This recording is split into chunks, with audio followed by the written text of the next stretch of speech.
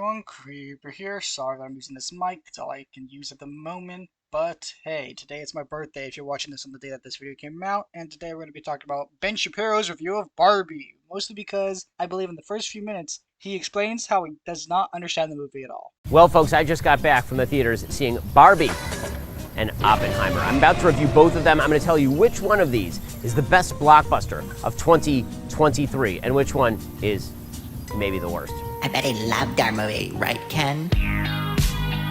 For those of you who can't wait that long, I'm going to give my review of the Barbie movie in the most Oppenheimer fashion. What the f? Run.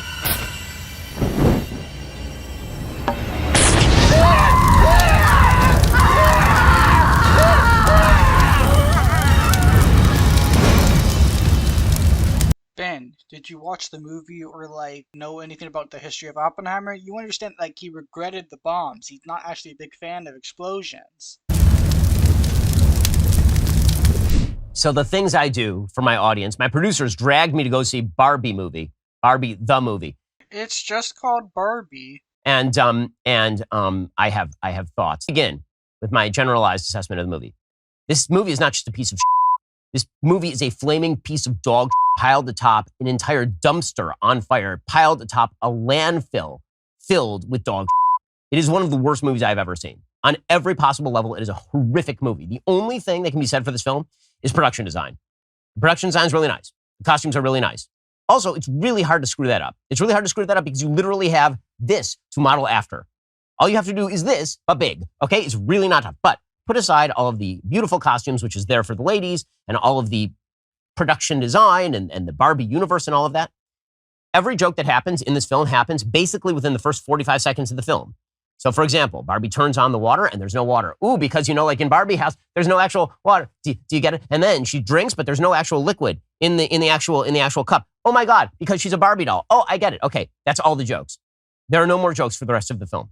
Did you walk out of the movie after the first few minutes? There are plenty of jokes within this movie. Actually, there are a lot of them. I thought it was a very funny movie. Most of these jokes come from Ken or the CEO of Mattel, but there are other jokes within the movie. My favorite being when Ruth, the creator of Barbie, jokes about how she committed tax fraud, which is a thing she did in real life. The movie's a shit show. Okay, so conceptually, the movie is a shit show. I want to ask this. Who's the intended audience for this film?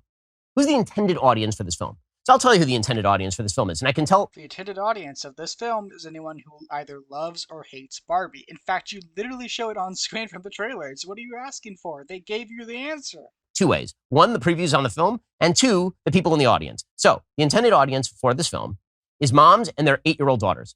That's the intended audience for the film. I know because the previews for the film were all kids' movies. I'm talking like G or PG rated kids' films. We're talking like Teenage Mutant Ninja Turtles or Trolls 4 or whatever it is. This is a really weird point because trailers might differ depending on the theater. For example, in my theater, the trailers are mostly for R and PG-13 stuff because, the movie is PG-13. Those were all the previews, right? All the previews are actually directed at what the audience is supposed to be for this film. And if you look in the audience, it's a bunch of moms, youngish moms, middle-aged moms with their 6, 7, 8-year-old girls. That's the entire crew. Once again, this is weird. It's a case-on-case basis by theater. My theater had mostly teenage boys to my recollection. But both of these are just anecdotes, and I don't know why Ben Shapiro is bringing up this useless anecdote. This movie is not made for any of those people. In fact, this movie is made for no one. This movie is going to make a bunch of money week one because the marketing effort has been extraordinary. I mean, whoever's the marketing team over at Warner Brothers is doing an amazing job. Week one, this thing is going to clean up at the domestic box office. My prediction is going to just absolutely fall off a cliff after that. The repeat business on this movie is going to be non-existent because it was written by two people who are so smug and self-satisfied, in Greta Gerwig and Noah Baumbach, that they have no audience. Greta's known for making amazing stuff like Lady Bird.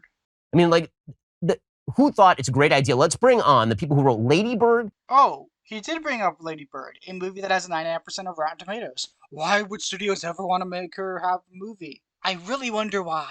And Marriage Story to make a movie about a plastic doll that is generally played with by 5 to 9-year-old young girls.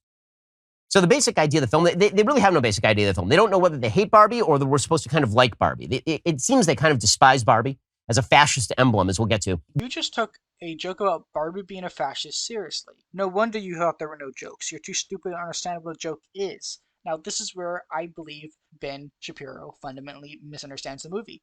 Because guess what?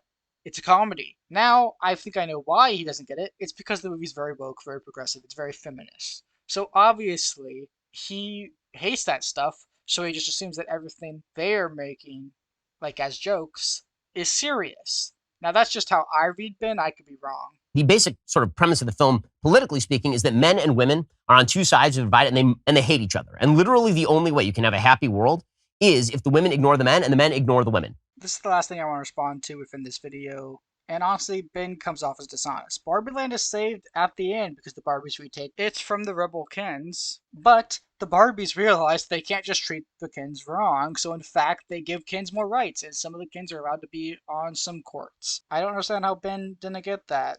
Did he watch the movie at all? Anyway, if you enjoyed this video, please do consider liking and subscribing. Creeper out.